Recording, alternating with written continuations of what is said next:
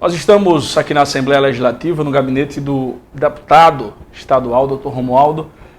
Poucos dias, Dr. Romualdo, que o senhor assumiu o mandato, eu queria exatamente saber como tem sido sua rotina, é muito cedo, mas qual a leitura que o senhor faz desses primeiros dias de trabalho como deputado, que é uma experiência nova, já que o senhor nunca tinha ocupado essa função. O que é que o senhor tem a dizer desses primeiros dias como deputado? Como você falou, a experiência nova, principalmente eu que nunca fui legislador, só fui direto para o executivo, mas que a gente está tendo uma boa receptividade, trabalhando em prol do Cariri, produto da Paraíba, e eu acho que o trabalho que a gente tem feito está sendo gratificante. A gente começar essa fase inicial, mesmo sendo oposição, mas a gente está criando discussão e ampliando o debate sobre a conjuntura do Estado e o que pode ser feito de melhor por nós. Inclusive, sobre essa questão da discussão, de debates, o senhor já conseguiu realizar uma primeira audiência pública para discutir sobre as demandas dos produtores de leite do Cariri. Esses debates vão ser constantes? Já tem um próximo debate a acontecer? E especificamente sobre essa questão do leite, o que é que o senhor tem ouvido dos produtores? Então, vamos dizer, é uma pauta nova no Cariri, assim, a questão do criador de cabra, porque a tradição de criar bode no Cariri é antiga, mas essa criação do sertão enquanto leite, ainda existe uma resistência grande. A gente tem que vencer barreiras culturais, que não se vence de uma hora para outra. Hoje a evolução muito rápida no perfil que começaram a criar em 2002, 2005, aí que começou a criar, as cabras eram de 1 litro e pouquinho, hoje a gente tem cabras até com 10 litros.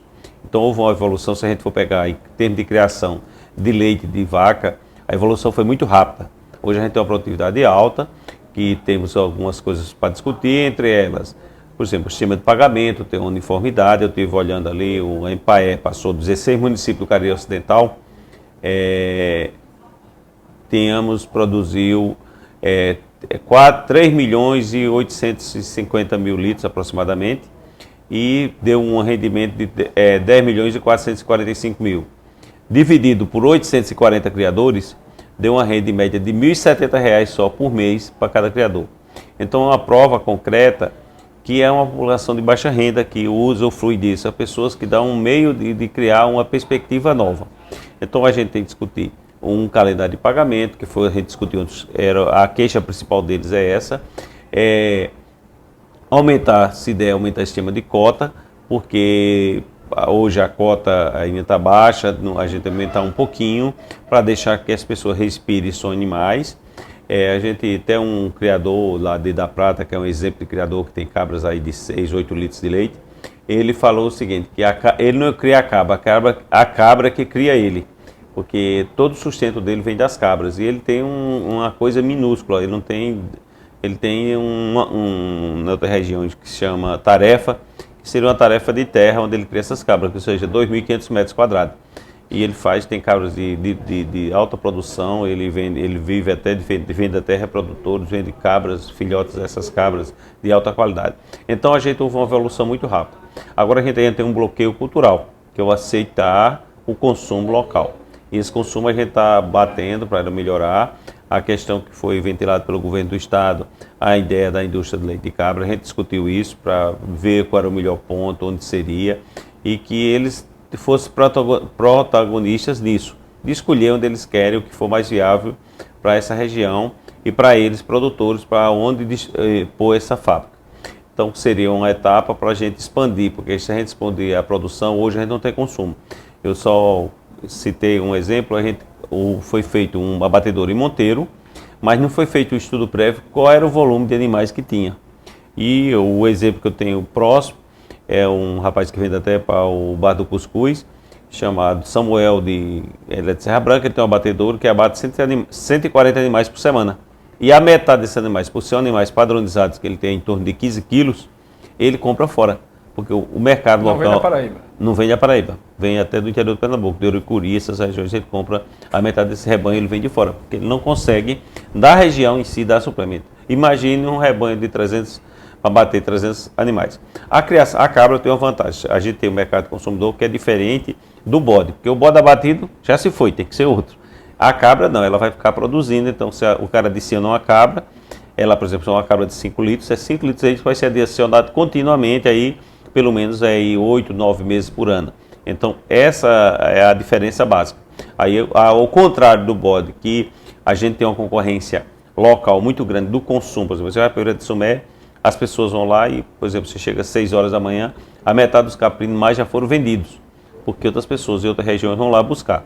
O leite a gente já não tem esse mercado tão amplo, porque é uma resistência cultural. Como eu te disse, eu até comparo, eu morei 20 anos em São Paulo e eu levava queijo de cabra, principalmente os nordestinos tinham resistência de provar. Queria nem provar. Nem queria nem provar. Enquanto que as pessoas do sul comeriam com facilidade. Eu até comparo assim, se eu falar, chegar no sul e chamar alguém para comer uma buchada, o cara vai arranjar desculpa mais estapafúrdia que for para não ir, para não experimentar. Mas chamar para o queijo de cabra, ele vai. Aí o nordestino é o contrário, a gente daqui. Se chamar para comer uma buchada, todo mundo vai com uma coisa mais natural do mundo. Mas o queijo de cabra, se for leite de cabra, as pessoas têm uma resistência, porque ele foi criado com essa, como se fosse um subproduto não utilizável. Certo? Então a gente pecou muito nisso, que foi na nossa formação, e que a gente tem que melhorar essa interação. Então, incluir na merenda escolar, vamos ver se a gente marca uma audiência, conversar com o secretário de Agricultura de Educação, para a gente incluir na merenda escolar, nesse PA, porque tem uma resistência também, isso aí já não é do governo, é que as normas para incluir produtos lácteos, que é derivado do leite, as normas são mais rígidas, mas ver se a gente conseguiria incluir para dar uma vazão a essa produção, que a gente tem um potencial enorme de produzir muito leite. Então, só para deixar mais claro, então, hoje os produtores têm uma dificuldade com a questão do pagamento, de receber em dia. Exatamente. E o principal fornecedor, consumidor desse leite produzido hoje de cabra, é o governo. É o governo. Se o governo sair, o projeto desaparece. Então, a ideia da fábrica, que é o governo que tem que atuar como indutor mesmo, era para a gente criar mercados fora. Bem que o governo tem interferência imediata, mas tem assim, por exemplo, por aqui da região tem o Capribon e Monteiro, que já sobrevive, tem uma parte que eles vendem para o setor privado, e tem a fazenda Carnaúba de Manuelito Dantas, que é em Itaperuá, que eles têm um comércio, mas tinha dificuldade com o CIF. Eles, inclusive, têm uns queijos muito bons, com aceitação palatável para quem não tem resistência ao leite de cabra, muito suave, então é muito bem aceito. Então, eles têm uma experiência boa, e a gente queria que essa experiência chegasse a atingir a todos os agricultores, a maior parte dos agricultores que produzem o leite, especialmente para vender para sua sobrevivência. Já aproveitando esse debate do leite, o senhor que é médico, não sei se o senhor pode me dar essa resposta, e é uma pergunta constante. O leite, tem gente que tem intolerância a leite. A lactose não pode tomar leite de vaca. O leite de cabra, essa pessoa que é intolerante. A lactose ele também não deve tomar. Como a taxa é menor, pode ser que se for uma intolerância só pela quantidade, porque tem gente, por exemplo, dá um exemplo. Alguém que é período de vesícula, ele tem uma dificuldade de comer coisa gordurosa. Ele vai ter um desconforto, porque ele não vai digerir rápido, principalmente na fase inicial. Com o tempo ele vai adaptando. Então a mesma coisa, tem pessoas que têm intolerância à lactose, mas é menor escala. Então se o leite tiver um menor conteúdo, vai ser melhor. O que é a vantagem que tem do leite de cabra é que ele tem uma taxa de 20% menor de colesterol e tem a proteína, a gordura média, que ela fica flutuando no meio do vaso. Se você pegar as gorduras leves, a gente compara com um rio. Se você pegar uma madeira pesada, normalmente ele vai pelo centro do rio. Os galhos finos eles vão vindo pelas laterais e vão se enganchando. Então esses galhos finos é a mesma coisa da gordura. Se a gordura for leve, ela vai ficar na periferia do vaso sanguíneo e vai se depositando. Vai criar aterosclerose. Então por isso que a gordura faz mal no dia a dia da gente. Então quanto menos gordura é absorvida. Então o leite de cabra tem essa vantagem. A digestibilidade da proteína dele é menor, mais parecida com a proteína a caseína dele é menor, mais parecida com a do leite humano. Então a absorção para crianças e idosos seria melhor. Então ele entraria num segmento mais específico, que seria os tais, até da educação, para a gente tentar expandir esse consumo, que a gente tem como produzir muito. Porque a forma de uma cabra, você criar 5 cabras, custa muito menos que uma vaca grande, certo? E você pode produzir o mesmo leite e ter uma rentabilidade maior. Ele tem um valor agregado maior ainda, mas o mercado consumidor é baixo. Ok, só para a gente fechar essa pauta da caprinocultura, então o senhor realizou uma audiência pública ontem em Sumé, foi criada uma comissão de produtores para tentarem ser ouvidos pelo governo, ser recebidos. Já tem data? Não, o senhor já fez esse contato? A gente já fez o contato. Antes de fazer a audiência, quando fazer a audiência, a gente já solicitou ao governo, porque a gente tinha em mente, pelo que a gente, quando foi fazer essa audiência, a gente tinha conversado com os agricultores e sentir o que é que eles precisavam. Porque quando fazer uma coisa, tem que saber o que é que as pessoas precisam. Não é sair impondo de cima para baixo. Então a gente queria discutir com o governo essa possibilidade para ver. Poliana Dutra esteve na região, foi bem recebida, foi na Capribon em Monteiro, e ela até falou que tinha dinheiro para pagar 10 meses, tranquilo. Agora só que ela foi lá dizendo que ia atualizar e pagou o mês de janeiro e a gente já está no dia 21 de março. Até ontem não tinha recebido, no dia 20. O mês de fevereiro. Entendi. Então, e lembrar que as pessoas, como eu te disse, em média dá R$ 1.070 por cada agricultor. Então, a pessoa que ganha essas coisas assim, se ele gastar R$100, R$150, que vem da ração, do complemento dos animais, às vezes o fornecedor dele também é tão pobre quanto ele. É um pequeno produtor, um pequeno comerciante, que ele não aguenta ficar 2, 3 meses, que ficou 3 meses atrasado, em outubro, por aí, e já esse ano passado foi um ano todo, que era um ano de eleição. E atrasou bastante. Porque o governo federal disseram que é uma desculpa, que pode ser real, o governo federal que estava lá não tinha interesse nisso, nessa produção de pequenos produtores, não estava preocupado em macro produtor. Então, esses produtores têm que ser compreendidos e apoiados para a gente ter uma solução melhor para os problemas que a gente tem hoje do agricultor. Então, a gente quer marcar essa audiência com o governo, para ele ouvir diretamente, porque uma coisa é uma palavra que eu vou levar, até Poliana levar. O outro está Poliana e está João, e ele entendeu a problemática dessas pessoas que sobrevivem das custas do leite de cabra.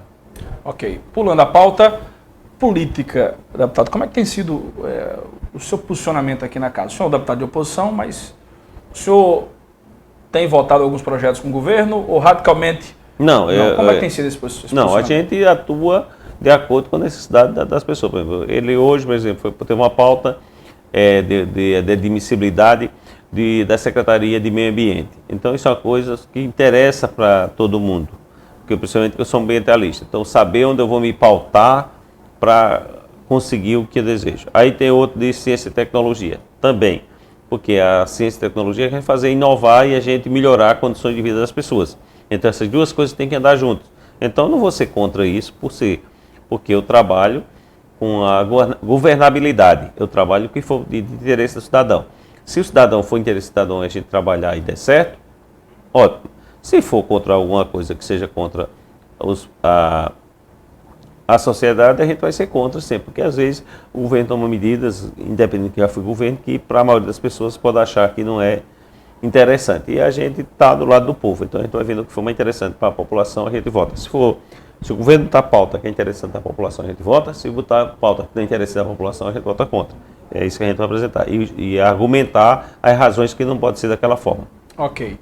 Sobre a transposição do Rio São Francisco, o senhor, desde sua campanha, que o senhor também, como bem frisou, é ambientalista, convive, vê a realidade da transposição e tem muitos questionamentos.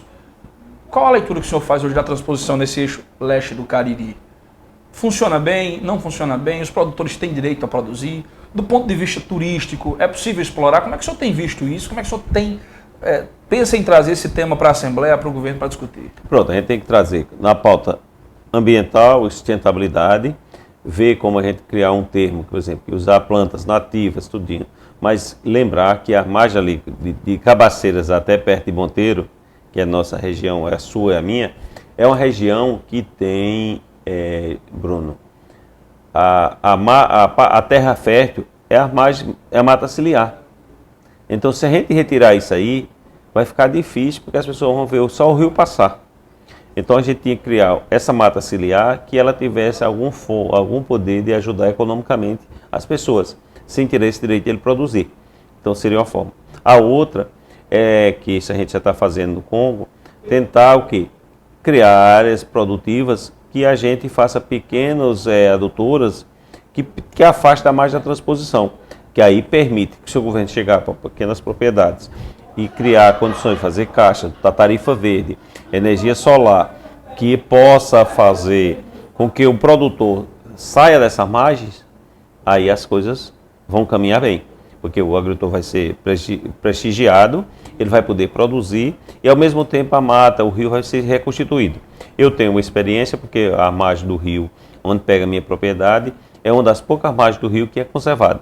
É uma região pedregosa que a margem, aí entra, é um dos poucos cantos que o solo bom não está tão próximo do rio, o solo está longe. Então essa é fácil de conciliar. Mas tem parte, por exemplo, tem a passagem de Caraúbas, aí pega o Congo, subindo ali, chama Poço Comprido, Tapera, e vai subindo em Santa Rita, aí vai chegando na Conceição, vai chegar na Madeiras, as Caibeiras, a volta do rio, em Malaú, e vai subindo.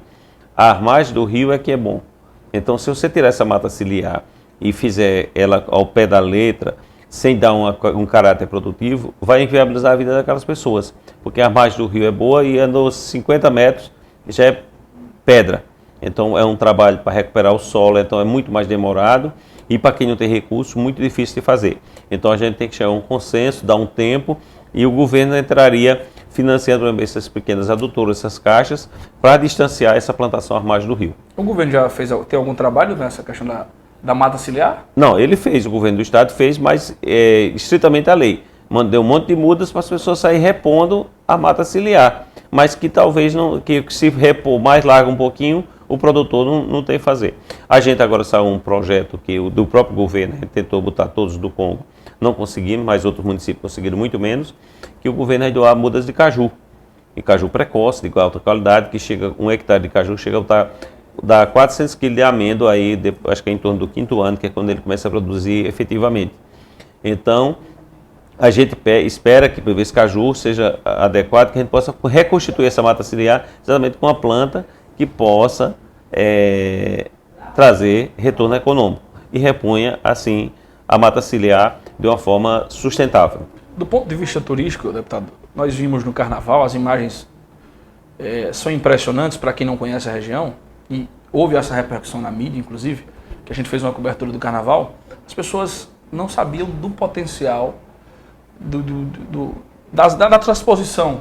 Muita gente em Caraúbas, em Camalaú, em São João do Tigre, em São Domingos do Cariri, ou seja, além de um potencial agrícola, existe um potencial turístico que precisa ser explorado também, né? Pronto, aí você chegou a um ponto que essa seria a forma melhor de se explorar sem mexer com o volume da água. Sem a água que sai lá em Monteiro, chegar em Boqueirão. Então, se a gente constituísse plantas, principalmente desde a cabra leiteira, por exemplo, uma vaca que tem um senhor lá no Congo que cria, que eu tenho vontade, e bom, porque ele é rico, e as pessoas seguem muito o exemplo dos ricos. Ele cria uma vaca chamada Jesse, que é uma vaca que tem o leite dela é melhor para fazer queijo, porque o teor de proteína é alto, de conteúdo sólido do leite. E ele, por exemplo, enquanto que uma vaca holandesa, em média, uma girolanda, dá em média aí 9,5 litros para dar 1 quilo de queijo, a Jesse, esse valor é para 6,5, menos de 7 litros. Então ela é uma vaca que come menos, ela é uma vaca pequena, mas que teria essa vantagem. Então a gente teria que criar hotéis fazendas, que explorasse o rio. Por exemplo, no meu lá já teve alguém que foi se hospedar, Diego, que é um menino que fez a caminhada, que caminhou a margem do rio todo, e ele achou a parte mais conservada lá. Então dá para fazer caiaque, certo? Fazer arborismo. Então seria de tirolesa, porque é uma região que tem uns cânions um pouquinho, da gente trabalhar o turismo dessa forma, de explorar menos água. E ao mesmo tempo fazer pequenos hotéis fazenda, tudo, porque o consumo de água, por exemplo, você criar uma vaca, o consumo de água é menor do que você, por exemplo, plantar tomate, plantar cebola, plantar coentro. Então seria uma forma de você gastar menos água e ter uma produtividade econômica maior. Então seria essa forma que a gente trabalharia, por exemplo, plantar mais palma, plantas resistentes à seca, o próprio umbu.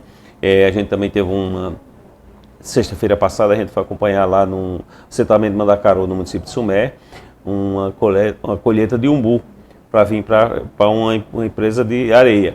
E muito interessante que é nativa, então a gente tem que estimular isso aí, porque a folha dele o bode come, a vaca come, até dá para fazer verdura. Não sei se já mastigou folha de umbu, mas ela é bem mais, eu diria a você, ela é mais saborosa, por exemplo, que é uma folha de alface, certo?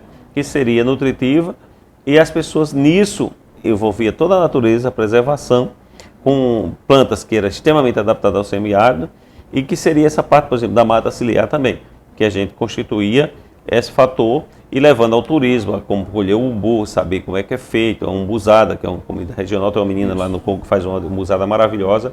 Então, a gente procurar dar essa sustentabilidade à transposição e, ao mesmo tempo, gerar renda para a população. Aí tem um Alberto Quintães, que é até primo do ex-deputado Assis Quintães, ele morou muito tempo em Rondônia.